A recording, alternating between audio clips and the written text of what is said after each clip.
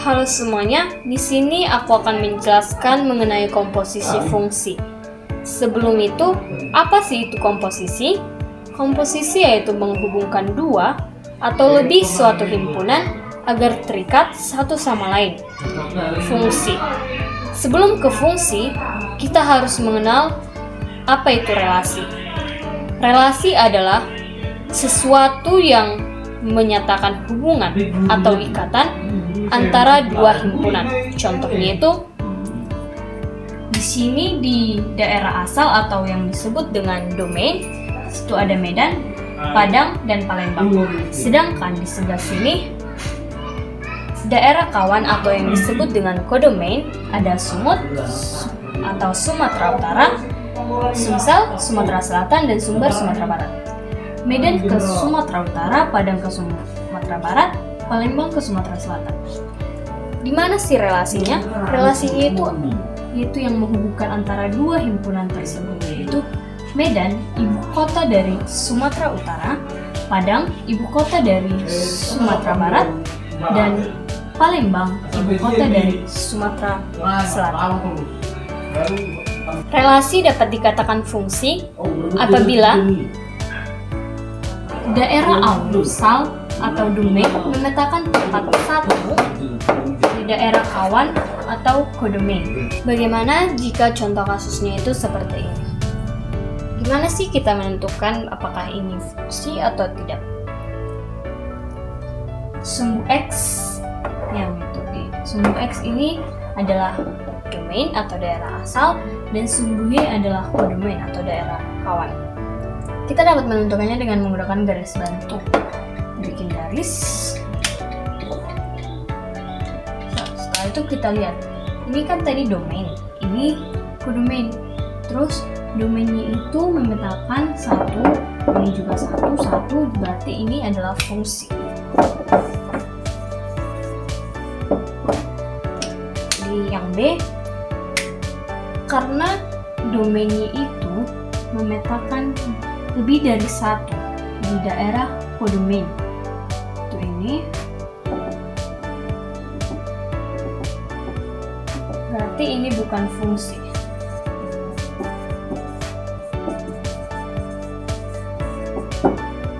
Selanjutnya ada sifat-sifat fungsi. Sifat fungsi ada 3, yang pertama subjektif, yang kedua injektif, dan ketiga bijektif. Yang pertama, fungsi subjektif.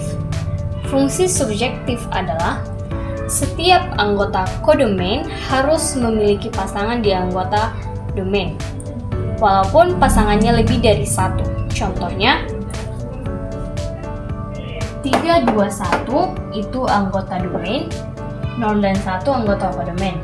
Anggota kodomain memetakan setiap anggota kodomain harus memetakan di anggota domain, walaupun pasangannya lebih dari satu. Yang kedua, ada fungsi injektif. Fungsi injektif adalah fungsi di mana setiap anggota kodomain harus memiliki pasangan tepat satu di anggota domain. Tidak boleh pasangannya lebih dari satu. Karena kalau pasangannya lebih dari satu, itu berarti fungsi subjektif. Yang ketiga ada fungsi bijektif. Fungsi bijektif yaitu gabungan antara fungsi subjektif dan fungsi injektif. Fungsi bijektif yaitu nilai kodomain dan nilai domain dan juga nilai range-nya harus sama. Yaitu contohnya itu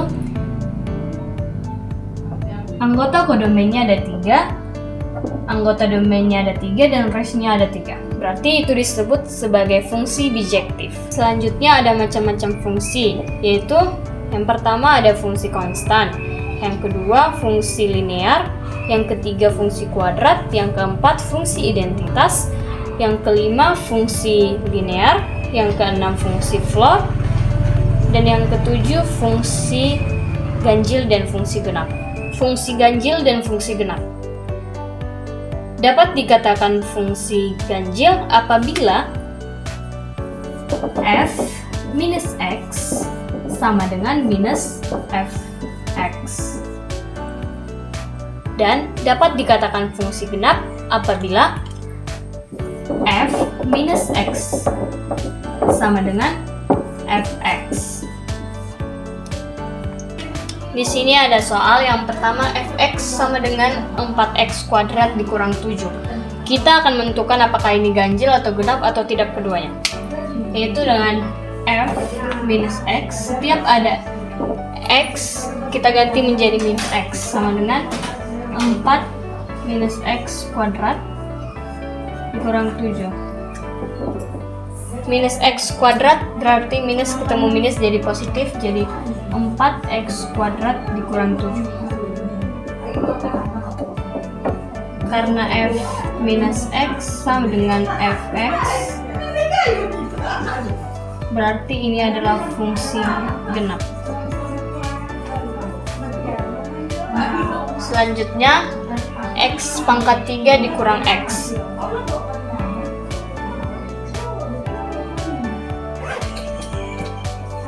F minus x. Setiap ada x kita ganti menjadi minus x.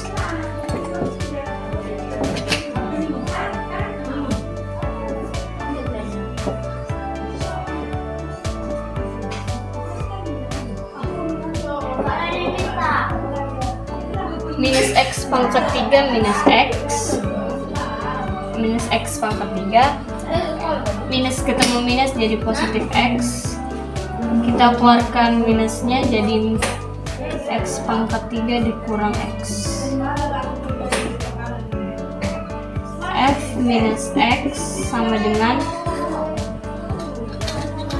minus fx. Jadi ini adalah fungsi ganjil.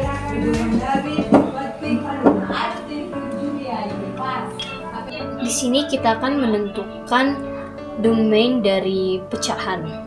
Itu ada yang pertama contoh soalnya, yaitu fx sama dengan x ditambah 1 per x kurang 5. Jika bentuk soalnya seperti ini, penyebutnya tidak boleh sama dengan 0. Terus x kurang 5 tidak boleh sama dengan 0. X tidak boleh, berarti df-nya adalah x tidak boleh sama dengan 5 untuk setiap bilangan. Untuk x adalah bilangan real. Selanjutnya, jika ada kasus seperti ini, fx sama dengan akar x ditambah 5. Jika ada akar berarti itu lebih besar atau sama dengan 0. Berarti x ditambah 5 lebih besar atau sama dengan 0. X lebih besar atau sama dengan minus 5. Jadi domainnya yaitu df sama dengan x lebih besar atau sama dengan minus 5 untuk setiap x bilangan real. Selanjutnya, jika ada soal seperti ini, fx sama dengan 2 per akar 2x kurang 7. Di sini syaratnya itu ada di sini, yaitu kan di dalam akar. Kalau di dalam akar berarti lebih besar sama dengan 0. Karena posisinya dia ada di penyebut, jadi tidak boleh sama dengan 0. Berarti 2x kurang 7 lebih besar dari 0. 2x lebih besar dari 7, x lebih besar 7 per 2. Jadi df-nya yaitu x lebih besar dari 7 per 2 untuk setiap x adalah anggota bilangan real. Selanjutnya ada soal seperti ini, fx sama dengan 3x kuadrat per akar x kuadrat ditambah x dikurang 12. Di sini syaratnya itu lebih besar dari 0. Karena posisinya itu ada di penyebut. Penyebut itu tidak boleh sama dengan 0. X kuadrat ditambah X dikurang 12 lebih besar dari 0.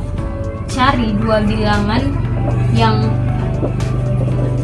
jika ditambahkan hasilnya plus 1 dan jika dikalikan hasilnya minus 12. Itu ada 4 dan minus 3.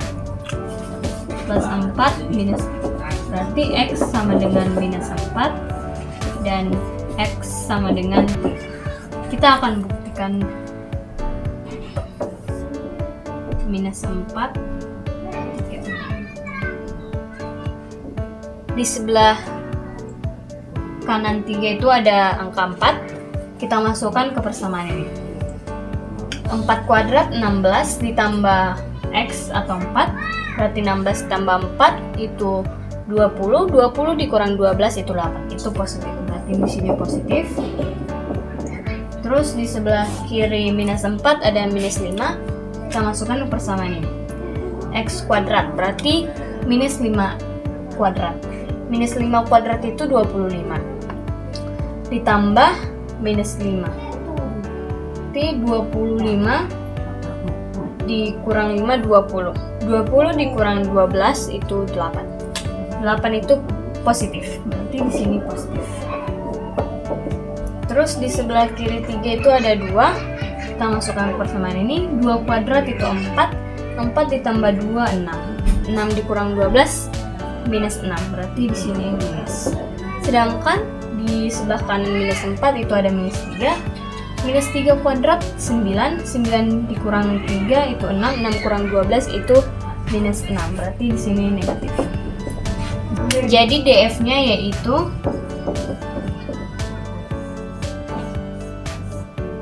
X lebih kecil dari minus 4 dan X lebih besar dari 3. Untuk setiap X adalah himpunan bilangan real. Sekian materi yang dapat saya sampaikan mengenai komposisi fungsi. Saya ucapkan terima kasih.